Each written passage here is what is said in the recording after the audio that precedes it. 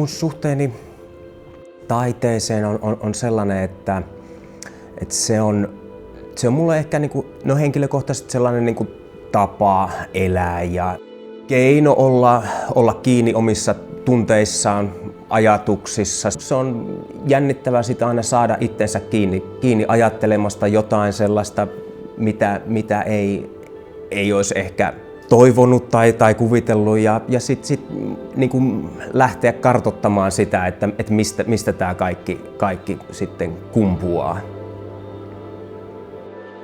Mä työskentelen yleensä sillä tavalla, että kun mulle tulee joku idea teoksesta ja mä sitä yleensä niin kuin hetken aikaa mielessä pyörittelen ja öisin, jos ei unta saa, niin ne on sellaisia niin kuin, tavallaan monesti niin kuin hedelmällisiä hetkiä sen ajatuksen kehittelyn suhteen.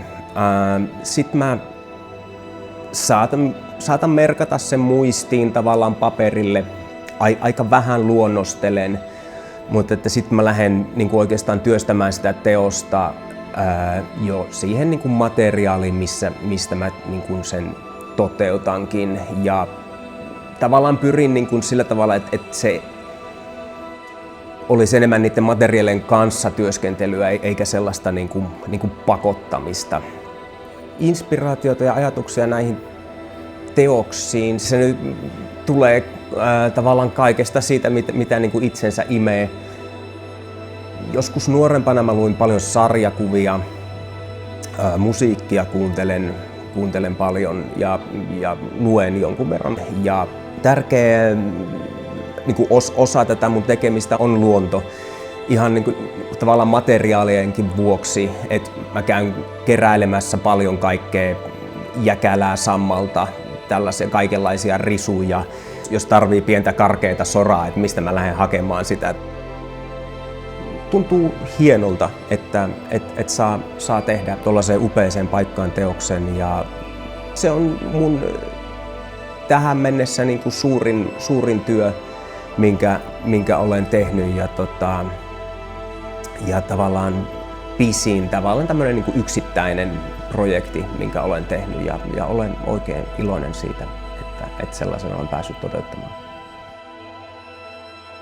Astran taidekonsepti oli polttava aika ja tämän työn yksi haaste oli niin kuin keksiä sitä kuva-aihetta sinne, joka tietyllä tavalla niin kuin palvelee sitä tarinaa, mikä siinä kulkee siinä teoksessa.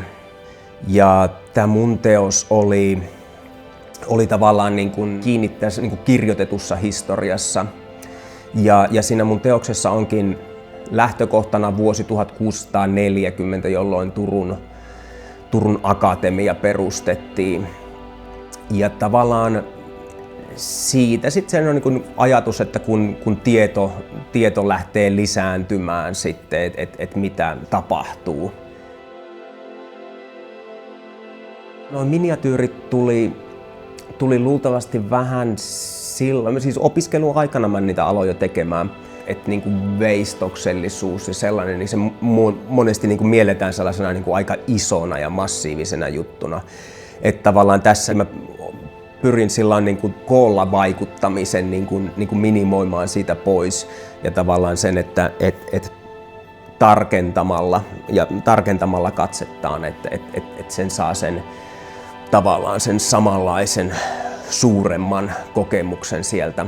Tätä teosta mä oon lähtenyt toteuttamaan oikeastaan samalla tavalla kun mä oon tehnyt muitakin miniatyyrimaisemia, niin aika lailla samanlaiset materiaalit. Tosin niissä piti ottaa huomioon sellaisia asioita, niin kuin tavallaan se kestävyys. Että sinne nyt ei voinut tehdä ihan samalla tavalla kaikkea herkimpiä juttuja mitä muuten saattaisin käyttää. Mut kyllä mä sinne niin onnekseni sain myös kaikkea tällaista niin vähän herkempää ja luonnon materiaaliakin niin sisällytettyä.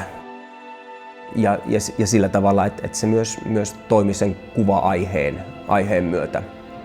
Mä itse asiassa tykkään vähän sellaista niin kuin rajoitteista, miten niin kuin niin kuin tietyissä raameissa toimitaan. Ihan mukavalta tuntuu päästää irti tästä, että tätä on pitkään tehty ja toivottavasti sieltä niin kuin ihmiset löytää ajatuksen aihetta ja uusi vuosikerta, kun tulee opiskelijoita, niin että he jaksaisivat sitä katsoa. Ehkä se semmoinen niin kuin ajan kestävyys on mulla semmoinen, mitä mä toivoisin. Joo, kyllä mä oon sen valmis päästämään käsistäni.